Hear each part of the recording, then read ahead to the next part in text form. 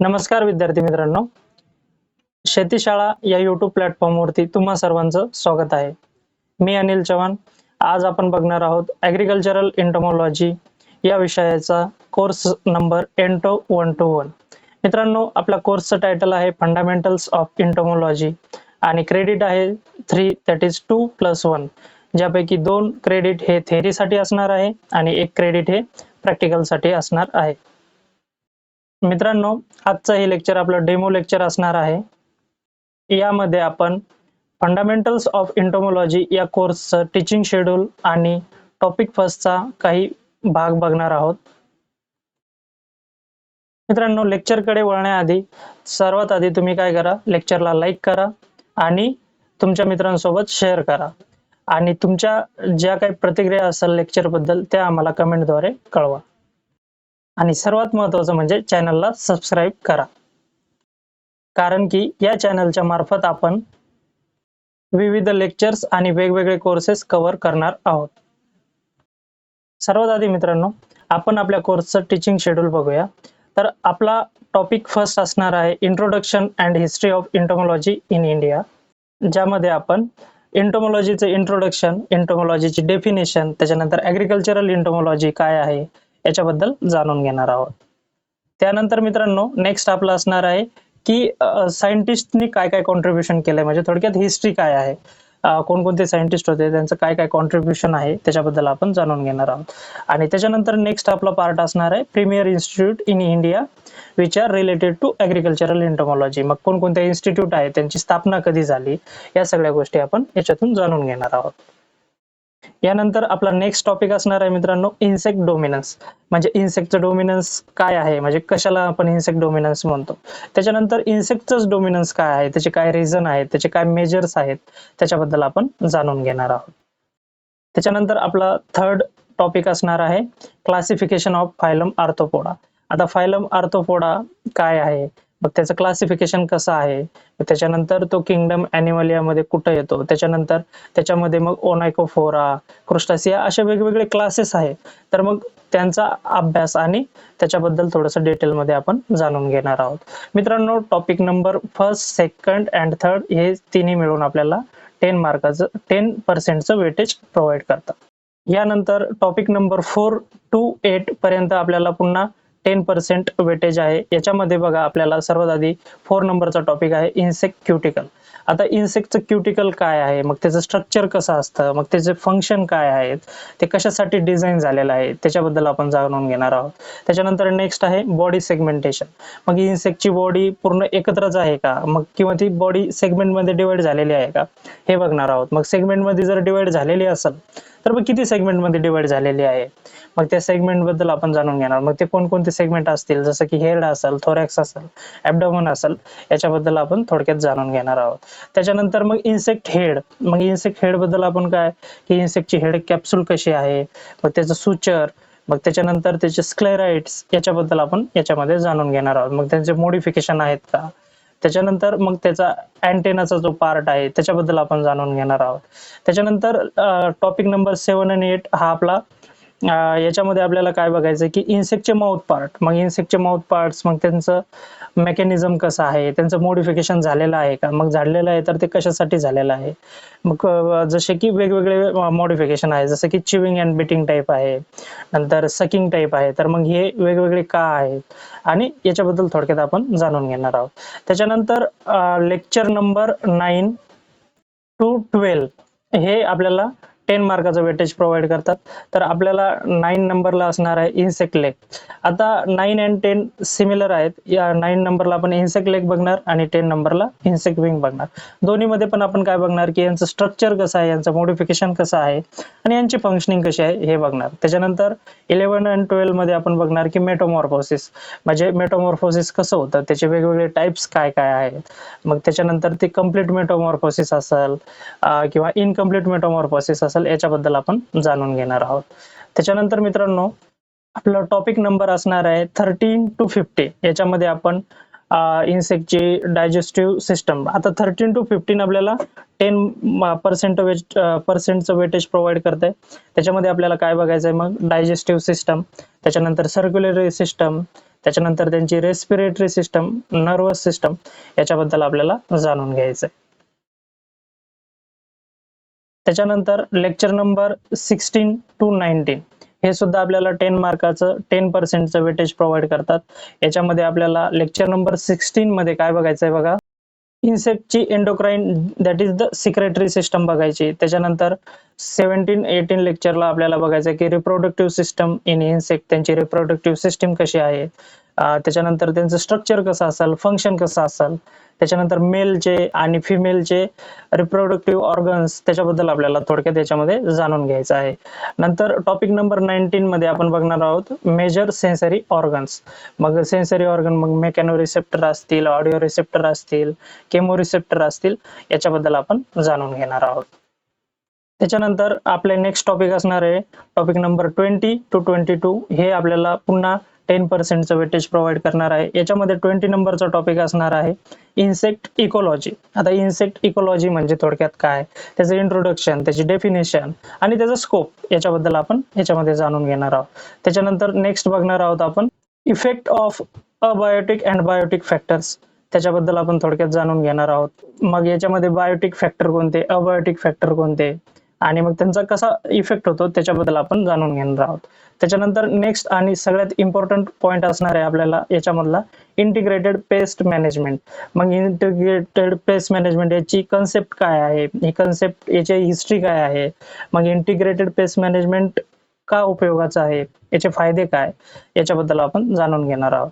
त्याच्यानंतर आपल्याला नेक्स्ट असणार टॉपिक नंबर 23 to 25. यामध्ये आपण टॉपिक नंबर 23 and 24 मध्ये बघणार आहोत क्लासिफिकेशन ऑफ इन्सेक्टिसाइड. मग इन्सेक्टिसाइडचं क्लासिफिकेशन कशा प्रकारे झालेलं आहे, मग त्यांची मोड ऑफ ऍक्शन कशी आहे, मग ते मोड ऑफ ऍक्शन वरती क्लासिफाय झालेले, अजून वेगवेगळ्या प्रकारावरती क्लासिफाय झालेले इन्सेक्टिसाइड याच्याबद्दल आपण जाणून घेणार आहोत.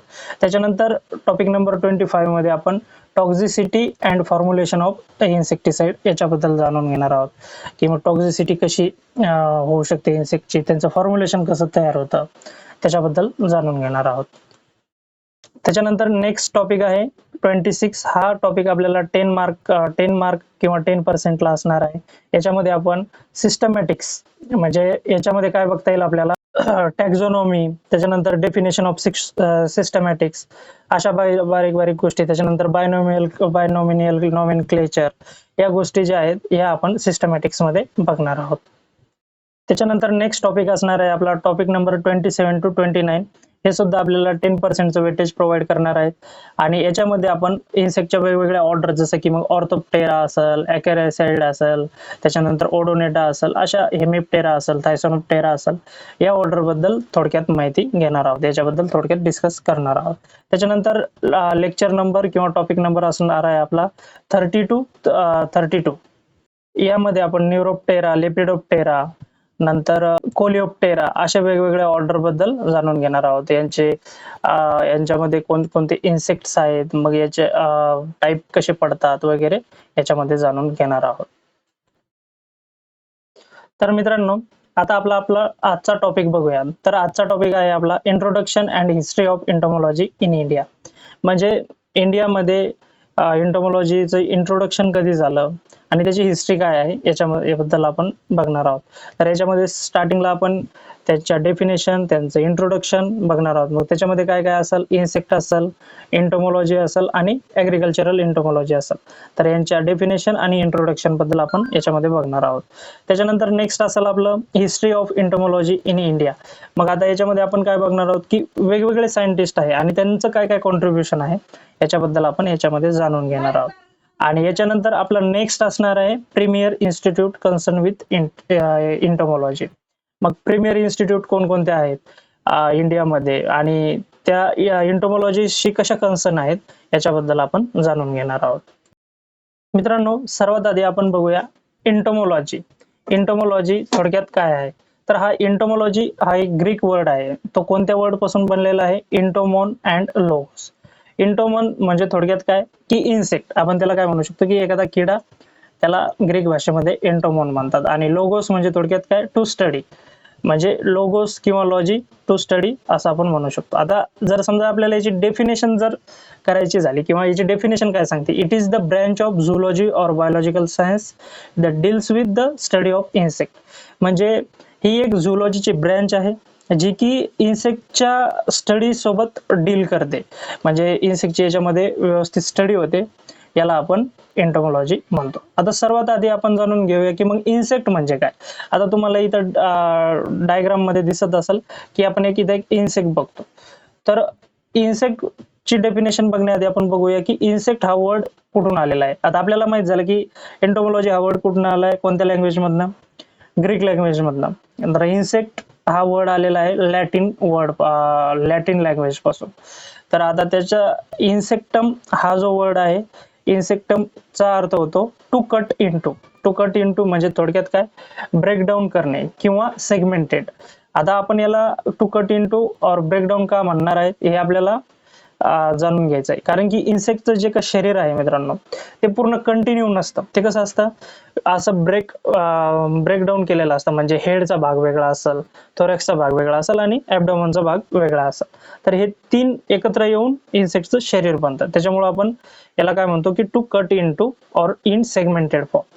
आता याच्यामध्ये आपल्याला इन्सेक्टची डेफिनेशन बघायची. आता याच्यामध्ये डेफिनेशन काय सांगते बघा, the insects are the tracheate arthropods. म्हणजे इन्सेक्ट हे काय आहेत, एक आर्थ्रोपोड्स आहेत. आर्थ्रोपोड्स म्हणजे काय थोडक्यात, ortho means joint and pods means legs. म्हणजे जॉईंटेड लेग असणारे, नाही का, त्याला आपण आर्थ्रोपोड्स म्हणतो. And which the body is divided into the head, thorax and abdomen and possessing 2 pairs of wings and 3 pairs of legs and single pair of antenna. जर आपल्याला एखाद्या ला इन्सेक्ट म्हणायचंय, एखादा प्राणी असेल किंवा काय, तर त्याला काय कंडिशन अप्लाय असतील किंवा काय क्रायटेरिया असेल डेफिनेशन नुसार, की त्याचे हेड, थोरॅक्स आणि ॲब्डोमेन मध्ये त्याची बॉडी डिवाइड झालेली असली पाहिजे. याच्यानंतर पुढं याला 2 पेअर्स ऑफ विंग्स असले पाहिजे आणि 3 पेअर्स ऑफ लेग्स असले पाहिजे and single pairs of antenna असले पाहिजे. याला आपण काय म्हणू शकतो, इन्सेक्ट म्हणू शकतो. मित्रांनो, या स्लाइड मध्ये आपण बघूया की इन्सेक्ट आणि आर्थ्रोपोडा याबद्दल अजून थोडक्यात.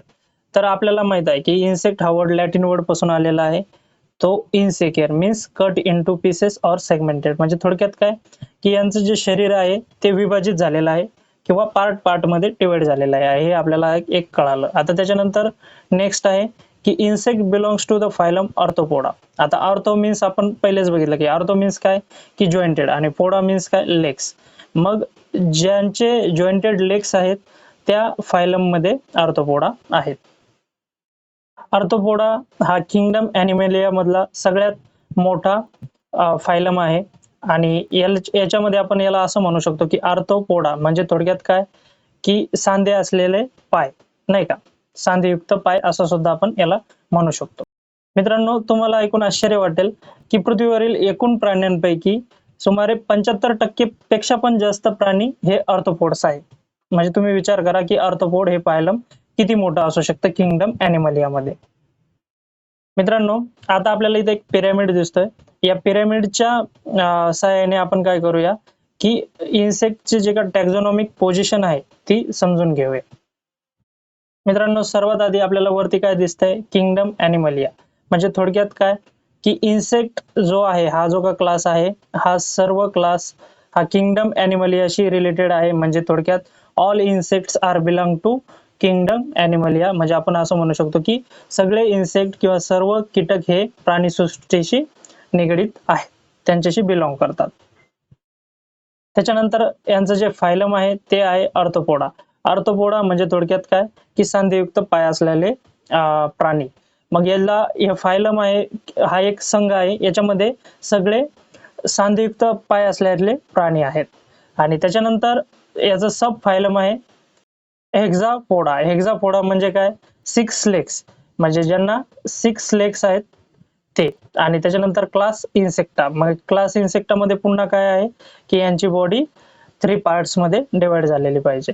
तर मग आपल्याला माहित आहे की जर समजा आपण इन्सेक्ट जर क्लासिफिकेशन बघितलं तर सगळ्यात आधी त्याची किंगडम कोणती आहे, ॲनिमलिया. ॲनिमलिया मध्ये तो त्याचा जो फायलम आहे तो कोणता आहे, आर्थ्रोपोडा. म्हणजे इथं आपल्याला काय लक्षात येतंय, आर्थ्रोपोडामध्ये आल्याच्या नंतर त्याची बॉडी, त्याचे जे काही लेग्स आहेत ते काय असणार आहे, जॉइंटेड असणार आहे. ठीक आहे. त्याच्यानंतर आपण सब फायलम मध्ये आल्याच्या नंतर आपल्या काय लक्षात येणार आहे की याच्याकडे 6 पेअर्स ऑफ लेग असणार आहे. 6 नंबर्स ऑफ लेग असणार आहे, म्हणजे 3 पेअर्स ऑफ लेग असणार आहे, म्हणजे हेक्झोपोडा. त्याच्यानंतर आपण अजून खाली आल्याच्या नंतर याची जी का बॉडी आहे क्लास इन्सेक्टामध्ये ती 3 पेअर्स मध्ये 3 पार्ट्स मध्ये डिवाइड असणार आहे. म्हणजे एक असणार आहे हेड, त्याच्यानंतर थोरॅक्स आणि त्याच्यानंतर ॲब्डोमेन. मित्रांनो, आधीची जी स्लाइड होते त्याच्यामध्ये आपण काय बघितलं की एंटोमॉलॉजी मध्ये काय होतं की स्टडी ऑफ इन्सेक्ट होता. आता त्याच्यानंतर आपल्याला बघायचं की ॲग्रिकल्चरल एंटोमॉलॉजी. आता मग ॲग्रिकल्चरल एंटोमॉलॉजी मध्ये एंटोमॉलॉजी पेक्षा काय वेगळे, तर याच्यामध्ये काय असणार आहे, it is the scientific study of insect. Similar आहे, तिथं पण इन्सेक्टची स्टडी होते, इथं पण इन्सेक्टची स्टडी होते, परंतु मग काय वेगळे, and related to arthropods that interact with the crops and livestock and farming environment. याच्यामध्ये आपल्याला अशाच इन्सेक्टची स्टडी करायची आहे जे की क्रॉप सोबत इंटरॅक्ट करतात, लाईव्हस्टॉक सोबत इंटरॅक्ट करतात आणि फार्मिंग एन्व्हायरमेंट मध्ये इंटरॅक्ट करतात. तर अशा इन्सेक्टची जी स्टडी होते त्या ब्रँचला आपण काय म्हणतो, ॲग्रिकल्चरल एंटोमॉलॉजी. ठीक आहे मित्रांनो, तुम्हाला पुन्हा एकदा लक्षात राहण्यासाठी मी एकदा डेफिनेशन वाचतो. Agricultural entomology is the scientific study of the insect and related arthropod that interact with the crops, livestock and farming environment. म्हणजे सगळ्यात आधी आपल्याला फक्त एवढं लक्षात ठेवायचं आहे की इन्सेक्टचा स्टडी जो की फार्मिंग एन्व्हायरमेंटशी रिलेटेड असेल, त्याच्यामध्ये लाईव्हस्टॉक सुद्धा आलं, तर अशा स्टडीला आपण ॲग्रिकल्चरल एंटोमॉलॉजी असं म्हणतो. आता आपण बघूया की अस्पेक्ट्स ऑफ ॲग्रिकल्चरल एंटोमॉलॉजी. आता ॲग्रिकल्चरल एंटोमॉलॉजीचे काय काय की अस्पेक्ट्स असतात, तर सर्वात महत्त्वाचं म्हणजे पेस्ट मॅनेजमेंट. आता पेस्ट मॅनेजमेंट म्हणजे थोडक्यात काय की कीड व्यवस्थापन. याच्यामध्ये आपल्याला काय करायचंय की इन्सेक्टला आयडेंटिफाय करायचंय, त्यांना मॉनिटर करायचंय आणि कंट्रोल करायचंय. आणि कोणाला कंट्रोल करायचं, जे की क्रॉपला डिस्ट्रॉय करतात अशा इन्सेक्टला आपल्याला याच्यामध्ये कंट्रोल करायचंय. आणि का कंट्रोल करायचंय की यांच्यामुळे जे का आपल्या पिकाचं जे आर्थिक नुकसान होणार आहे त्याला टाळता येईल, म्हणून कंट्रोल करायचं आहे. त्याच्यानंतर आपला नेक्स्ट आस्पेक्ट असणार आहे तो म्हणजे बेनिफिशियल इन्सेक्ट. आता बेनिफिशियल इन्सेक्ट म्हणजे थोडक्यात कोणते की ते जाणून घ्यायचं. मग त्याच्यामध्ये त्यांचं शेतीमध्ये मदत करणं असेल. आता शेतीमध्ये कसं मदत करणार, ते पॉलिनेशन करणार नाही का. मग आता पॉलिनेटिंग एजंट तुम्हाला माहिती आहे कोण आहे, हनी बीज आहेत.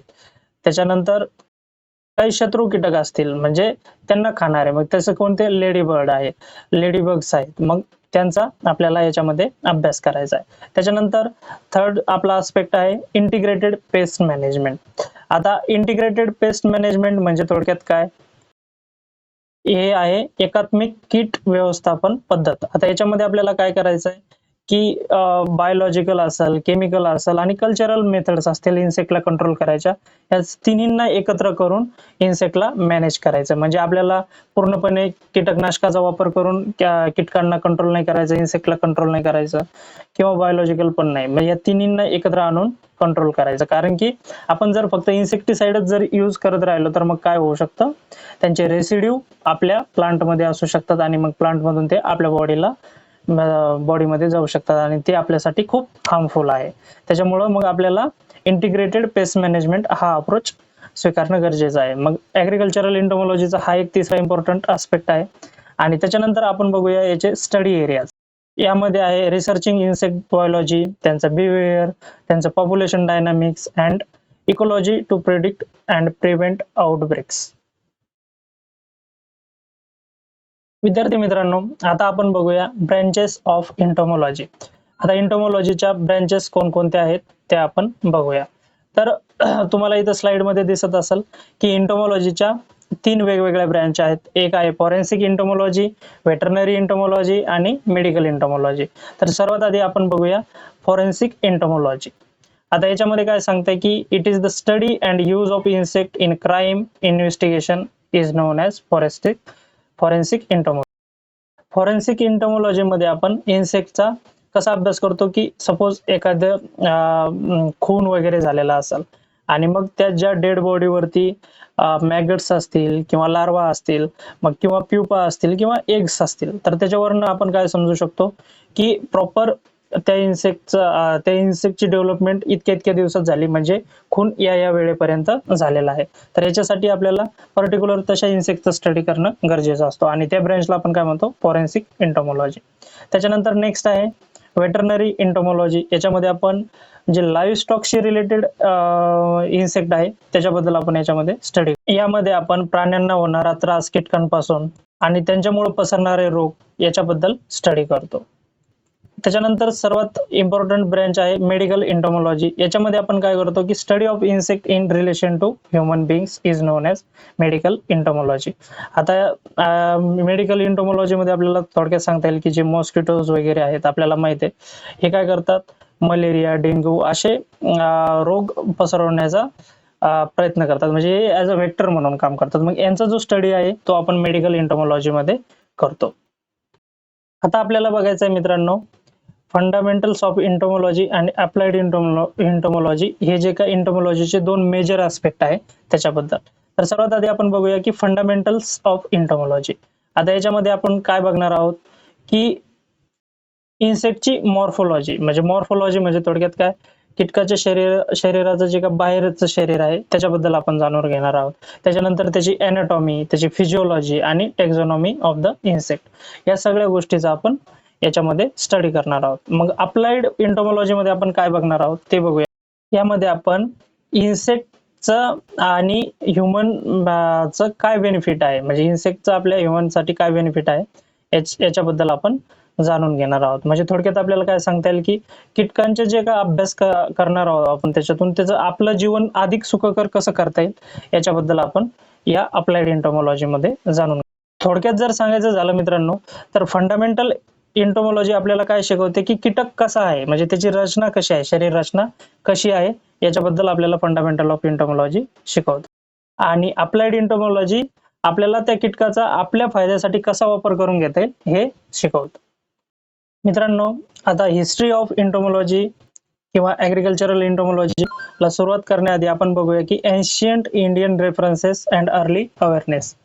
म्हणजे काय म्हणता येईल आपल्याला की प्राचीन भारतीय संदर्भ आणि त्याचे त्यावेळेसची अर्ली अवेअरनेस, म्हणजे कीटकांची काय जाणीव होती त्याबद्दल आपण बघूया. तर सगळ्यात आधी लिटरसी एव्हिडन्स. लिटरसी म्हणजे थोडक्यात काय की काही साहित्यिक पुरावे, जसं की मग आपले जुने जे का ग्रंथ आहे, रामायण असेल, महाभारत असेल, तर यांच्यामध्ये वेगवेगळे जे का ॲनिमल्स आहेत, काही कीटक आहेत, त्यांचं रेफरन्सेस आपल्याला बघायला मिळतं. प्राचीन काळामध्ये काही टर्मिनॉलॉजी डेव्हलप होत्या किंवा त्या प्रसिद्ध होत्या, जसं की पतंग कशाला म्हणायचे, ग्रास हॉपरला पतंग म्हणायचे. आताचा जो नाकतोडा आहे त्याला पतंग म्हणायचे. त्याच्यानंतर भ्रमर और शापदा, ज्याला का 6 लेग आहे, म्हणजे 6 पायांच्याला आपण भ्रमरा किंवा शापदा असं म्हणायचं, म्हणजे ते त्याच्या नावामध्येच आहे, 6 मीन्स शापदा. त्याच्यानंतर पिपलिका कशाला म्हणायचो, अँटला, हे एक टर्मिनॉलॉजी होती. आणि मग मधमाशीला मक्षिका म्हणायचे. त्याच्यानंतर क्विन टर्माइटला बघा उंबका पालिका म्हणायचे. क्विन टर्माइटला काय म्हणायचे, उंबका पालिका. मित्रांनो, प्राचीन भारतातील प्रसिद्ध वैद्य जे की सुश्रुत होते, यांनी मुंग्यांना 6 वेगवेगळ्या गटामध्ये डिवाइड केलं होतं त्यावेळेस, आणि त्यांच्या हॅबिटची एक माहिती दिली होती की त्यांचे हॅबिट आणि स्ट्रक्चर वरून त्यांना डिवाइड केलं होतं. कुणी केलं होतं, सुश्रुतांनी, त्यावेळेस 6 गटांमध्ये. बघा मित्रांनो, मग आता आपण लास्ट बघूया युटिलिटी म्हणजे थोडक्यात काय, उपयुक्तता. आता जे का प्राचीन भारतीय होते, जे की आपल्या इंडियामधलंच सांगतोय मी, त्यांना कीटकांच्या उपयुक्ततेबद्दल चांगलीच माहिती होती, ज्यामध्ये प्रामुख्याने हनी म्हणजे मध असेल, सिल्क आणि लॅक हे यांचा म्हणजे हनी चा हे करणं असेल किंवा सिल्क असेल, रेशीम उद्योग असेल, लॅक कल्चर असेल, तर यांचा आपल्याला काय सांगता येईल की हे जे का मिळवायचंय तर याचा वापर ते करून घ्यायचे. आणि याचे जे काय रेफरन्सेस आहेत ते कशामध्ये सापडतात, चाणक्य सूत्र आणि अर्थशास्त्रामध्ये आपल्याला सापडतात. म्हणजे त्यावेळेस पासून सुद्धा आपण इन्सेक्टचा यूज करतोय. आता आपल्याला त्यापैकी हनीबी माहित आहे, मधमाशी, त्याच्यानंतर सिल्क माहित आहे, रेशीमसाठी लॅक सुद्धा माहित आहे. तर मित्रांनो, या स्लाइड मध्ये आपण बघूया the dawn of modern entomology in India. म्हणजे थोडक्यात काय आपण याला म्हणू शकतो की 18व्या शतकामध्ये मॉडर्न एंटोमॉलॉजी कशी इव्हॉल्व झाली ते बघूया. तर याच्यामध्ये सर्वात आधी आहे सायंटिफिक बिगिनिंग. भारतामध्ये कीटकांचा जो अभ्यास आहे, सायंटिफिक अभ्यास आहे, जो वैज्ञानिक अभ्यास आपण जे म्हणतो, तो कधी सुरू झाला होता? 18व्या शतकामध्ये सुरू झाला होता. आणि त्यामध्ये सर्वात आधी कार्ल लिनेनियस आहे, यांनी काय केलं होतं? फक्त 12 इंडियन इन्सेक्ट्स गोळा केले होते 1758 मध्ये. म्हणजे फक्त तुम्ही बघा की आज कितीतरी लाखोच्या पटीने इन्सेक्ट चे स्पेसिमन आहेत, पण स्टार्टिंगला इथे किती होते? फक्त 12 इन्सेक्ट्स होते. आणि ते कुणी हे केले होते, ते स्पेसिमन जमा केले होते कार्ल लिनेनियसने. त्यानंतर नेक्स्ट सायंटिस्ट आहे डॉक्टर जे कोइनिक. आता हे डॉक्टर जे कोइनिक होते, हे कार्ल लिनियस यांचे शिष्य होते. आता यांनी काय केलं होतं की हे एक नॅचरलिस्ट होते आणि यांनी फॅब्रिशियस हे यांचे एक सहकारी होते. म्हणजे फॅब्रिशियस आणि कोनिक हे दोन्ही सहकारी होते आणि ते कोणाचे शिष्य होते? कार्ल लिनियस यांचे. तर त्यांना काही इन्सेक्टचे स्पेसिमन त्यांनी पाठवले होते. आणि याच्यावरूनच मित्रांनो, आपला जो का रेड कॉटन बग आहे, त्याचं जे का सायंटिफिक नेम आहे डिसड्रेकस कोनिगी, हे यांच्या नावावरूनच दिलेलं होतं. तर यांनी हे काही स्पेसिमन्स लिनियस आणि फॅब्रिशियस यांना पाठवले होते. त्याच्यानंतर नेक्स्ट आहे अर्ली मोनोग्राफ्स मध्ये कोइनिक यांनी 1779 मध्ये टर्माइट्स इन थंजावूर याच्यावरती एक लेख पब्लिश केला होता. आणि त्याच्यानंतर डॉक्टर केर यांनी सुद्धा लॅक इन्सेक्ट वरती काही माहिती पब्लिश केली होती. म्हणजे त्यावेळेस रिसर्च पब्लिकेशन व्हायला सुरुवात झाली होती इन्सेक्ट वरती. म्हणजे सर्वात आधी कोणी केलं होतं? कोइनिक यांनी. तो कशावरती होता? टर्माइट्स वरती, म्हणजे वाळवीवरती. आणि त्याच्यानंतर केर यांनी 1782 मध्ये लॅक इन्सेक्ट वरती माहिती पब्लिश केली होती. त्याच्यानंतर इन्स्टिट्यूशनल फाउंडेशन मध्ये बघा, 1785 मध्ये the Asiatic society of Bengal he establish झाली होती. कुठं झाली होती? कलकत्तामध्ये इस्टॅब्लिश झाली होती. मित्रांनो, या स्लाइड मध्ये आपण बघूया major 19th century discoveries and institution. याच्यामध्ये मग 19व्या शतकामध्ये काही महत्वाचे शोध लागले आणि काही नवीन नवीन संस्था इस्टॅब्लिश झाल्या, त्याच्याबद्दल बघूया. तर सर्वात आधी वर्ल्ड मॉस्किटो डे हा ऑगस्ट 20 ला मनवला जातो. आता तो का मनवला जातो ते बघू आपण. 1897 मध्ये सर रोनाल्ड रॉस यांनी डासांमुळे मलेरियाचा प्रसार होतो हे सांगितलं होतं. आणि त्यांनी त्या डासाचं नाव पण सांगितलं होतं. त्याचं नाव काय होतं? अनोफिलस मॉस्किटो. आणि याच्यामुळे त्यांना नोबेल प्राइज सुद्धा मिळालं होतं. आणि यांच्या स्मरणार्थ मग आपण 20 ऑगस्ट हा दिन वर्ल्ड मॉस्किटो डे म्हणून साजरा करतो. त्यानंतर मित्रांनो, आपलं इंडियन म्युझियम जे आहे ते 1875 मध्ये स्थापन झालं. आणि त्याच्यानंतर बॉम्बे नॅचरल हिस्ट्री सोसायटी हे 1883 मध्ये स्थापन झालं. या दोन इन्स्टिट्यूशन या 19th सेंचुरी मध्ये स्थापित झाल्या होत्या. आणि यामुळं कीटकाचं जे संशोधन आहे त्याला थोडक्यात अजून जास्त गती मिळाली. त्यानंतर नेक्स्ट आहे बायोलॉजिकल कंट्रोल. 1893 मध्ये डॉक्टर G.A. जेम्स रॉथनी यांनी first biological control in India describe केलं होतं. त्यांनी सांगितलं होतं की ज्या का रेड अँट आहेत त्या व्हाईट अँट्सला कंट्रोल करतात. म्हणजे बायोलॉजिकल कंट्रोलचं हे फर्स्ट एक्झाम्पल होतं त्यावेळेस ऍग्रिकल्चरल एंटोमॉलॉजी मध्ये इंडियामध्ये. मित्रांनो, आता आपण बघूया pioneers of Indian entomology till 18th to early 20th century. याच्यामध्ये सर्वात फर्स्ट सायंटिस्ट आहे जॉन ख्रिश्चन फॅब्रिशियस. मित्रांनो, मी तुम्हाला आधीच सांगितलं होतं की जॉन फॅब्रिशियस हे कार्ल लिनियस यांचे शिष्य होते आणि डॉक्टर जे कोनिक यांचे सहकारी होते. तर यांचं काय कॉन्ट्रीब्युशन होतं ते बघूया. हे एक 18व्या शतकातील एक प्रसिद्ध कीटकशास्त्रज्ञ होते. त्यांनी कीटकांचे वर्णन, त्यांचं वर्गीकरण या गोष्टीवरती भर दिला होता. म्हणजे टॅक्झोनॉमी असेल, सिस्टमॅटिक असेल आणि डिस्क्रिप्टिव्ह नेचर ऑफ इन्सेक्ट या गोष्टी त्यांनी स्टडी केल्या होत्या. त्यानंतर सर रोनाल्ड रॉस हे ब्रिटिश मेडिकल डॉक्टर होते. यांनी इंडियन मेडिकल सर्व्हिस मध्ये काम केलं होतं. इंडियन मेडिकल सर्व्हिस मध्ये त्याच्यामध्ये यांनी काय सांगितलं होतं की ट्रान्समिशन ऑफ मलेरिया, म्हणजे हा मलेरिया जो का रोग आहे तो अनोफिलस मॉस्किटो पासून ट्रान्समिट होतो हे त्यांनी 1897 मध्ये सांगितलं होतं. त्याच्यानंतर एक इम्पॉर्टंट सायंटिस्ट ते म्हणजे लिओनेल दी निसविली यांनी 1852 ते 1901 मध्ये the first entomologist to the government of India म्हणून काम केलं आणि यांचं स्पेशल वर्क होतं बटरफ्लाईज वरती.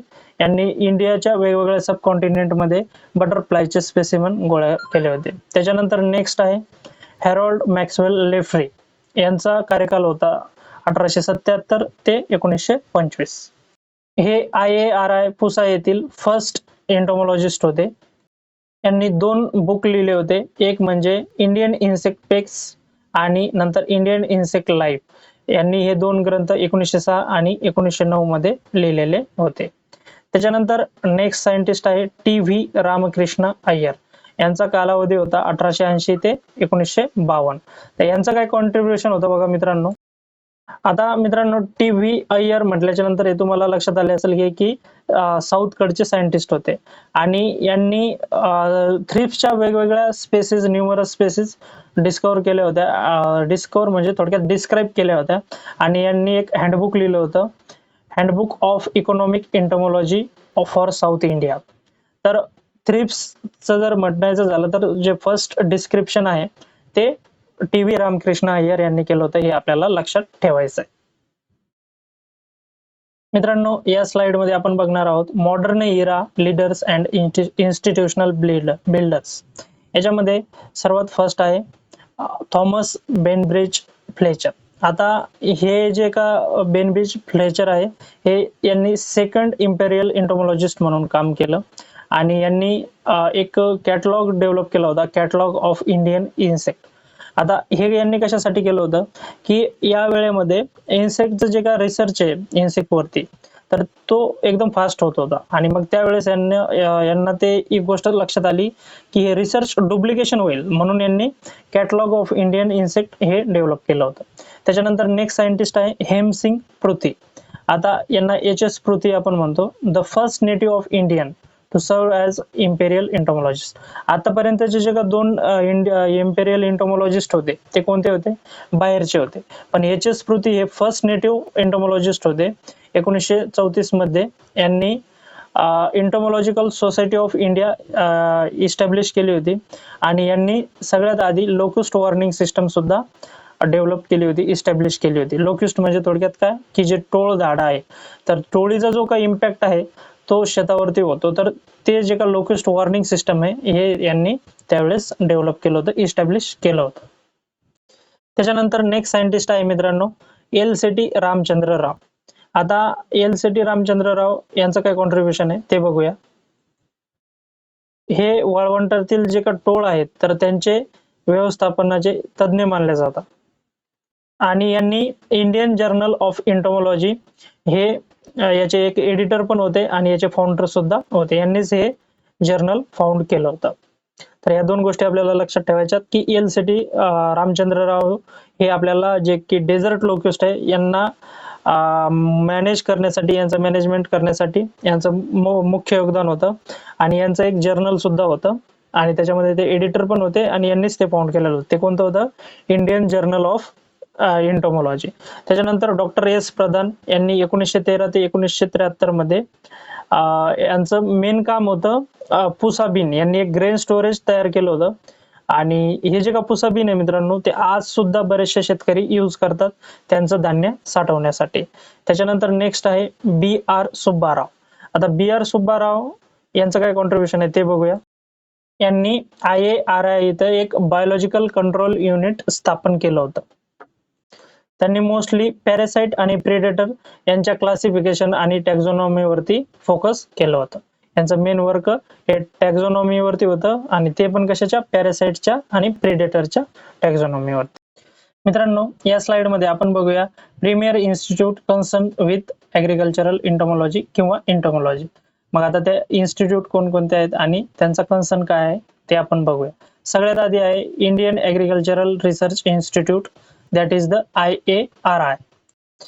या संस्थेची स्थापना 1905 मध्ये झाली होती आणि ही स्थापना कुठे झाली होती, पुसा बिहार येथे झाली होती आणि स्टार्टिंगला याचं नाव काय होतं, इम्पेरियल ऍग्रिकल्चरल रिसर्च इन्स्टिट्यूट.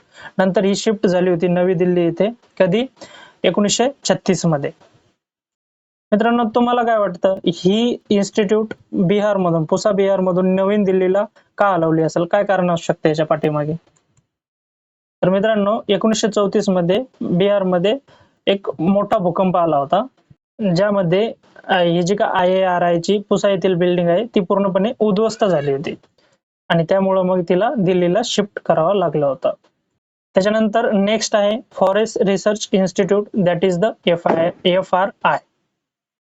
या संस्थेची स्थापना 1906 मध्ये देहरादून येथे झाली होती आणि त्यावेळेस त्याचं नाव होतं इम्पेरियल फॉरेस्ट रिसर्च इन्स्टिट्यूट. मित्रांनो, ही जी का संस्था आहे ही फक्त तिथले जे का फॉरेस्ट मधले कीटक आहे, मग त्यांचे ते लाकूड खाणारे कीटक असतील किंवा दुसरे काही कीटक आहेत, त्यांचा फक्त अभ्यास करण्यासाठीच प्रसिद्ध नाही, तर इथं अजून एका म्हणजे आपला जो सिनेमा आहे स्टुडंट ऑफ द इयर, याची शूटिंग सुद्धा या इन्स्टिट्यूट मध्ये झालेली आहे. तर तुम्हाला हे लक्षात असलं पाहिजे. कोणतं? Forest research institute. कुठं आहे? हे देहरादूनला आहे. त्याच्यानंतर थर्ड नंबरचा आहे zoological survey of India, ZS आहे. आता ही इन्स्टिट्यूट 1 जुलै 1916 मध्ये कोलकाता येथे याची स्थापना झाली होती. याच्यामध्ये प्राण्यांचं जे जीवन आहे म्हणजे त्याचं सर्वे करणं, त्यांचा रिसर्च करणं, याच्यावरती या इन्स्टिट्यूटचं मेन एम आहे, मेन फोकस आहे. त्याच्यानंतर नेक्स्ट इन्स्टिट्यूट आहे Indian institute of natural resins and gums, त्याला आपण INRG असं सुद्धा म्हणतो. मित्रांनो, 1925 मध्ये रांचीमध्ये याची स्थापना इंडियन लॅक रिसर्च इन्स्टिट्यूट म्हणून झाली होती. नंतर याचं नाव चेंज करण्यात आलं होतं. ठीक आहे मित्रांनो. त्याच्यानंतर मित्रांनो, हे जे का लॅक आहे ते लॅक तुम्हाला माहिती आहे का, याला आपण काय म्हणतो, हे एक नैसर्गिक डिंक आहे आणि याचा उपयोग आपल्याला कुठं होतो माहिती आहे का तुम्हाला? याचा उपयोग ब्युटी प्रोडक्ट्स असतील, अजून पोस्टाच्या सील वरती, इतर ठिकाणी याचा उपयोग होतो. त्याच्यानंतर नेक्स्ट इन्स्टिट्यूट आहे मित्रांनो एंटोमॉलॉजिकल सोसायटी ऑफ इंडिया. आता ही इन्स्टिट्यूट 1 जानेवारी 1937 मध्ये कलकत्ता येथे स्थापित झाली होती. यांनी 1939 पासून इंडियन जर्नल ऑफ एंटोमॉलॉजी हे मासिक पब्लिश करायला सुरुवात केलेली आहे. मित्रांनो, हे 1939 मध्ये जे का इंडियन जर्नल ऑफ एंटोमॉलॉजी मासिक प्रसिद्ध होत होतं, तर आपले जे का ऍग्रिकल्चरल एंटोमॉलॉजिस्ट होते भारतीय, त्यांना हे एक हक्काचं व्यासपीठ होतं जे की भारताकडून मिळालेलं होतं आणि त्यावेळेस ब्रिटिश काळ होता, तर हे एक त्यांचं हक्काचं व्यासपीठ होतं. त्याच्यानंतर नेक्स्ट आहे LWO लोकस्ट वॉर्निंग सिस्टम. 1939 मध्ये जोधपूर येथे या संस्थेची स्थापना झाली होती. वाळवंटातील जे काही लोकस्ट आहे त्यांच्यावरती नियंत्रण ठेवणे आणि त्यांना मॉनिटर करणे हे या संस्थेचे मुख्य काम आहे. मित्रांनो, तुम्हाला काय वाटतं की हे लोकस्ट वॉर्निंग सिस्टम हे जोधपूरलाच का झालं असेल? काय कारण असेल त्याच्या मागं?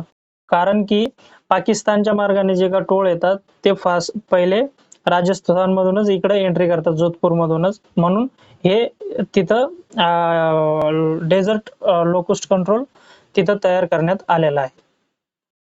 मित्रांनो, या स्लाइड मध्ये आपण बघूया modern regulatory and research organisation, ज्यांचा 1946 ते 1988 मध्ये यांची स्थापना झालेली आहे.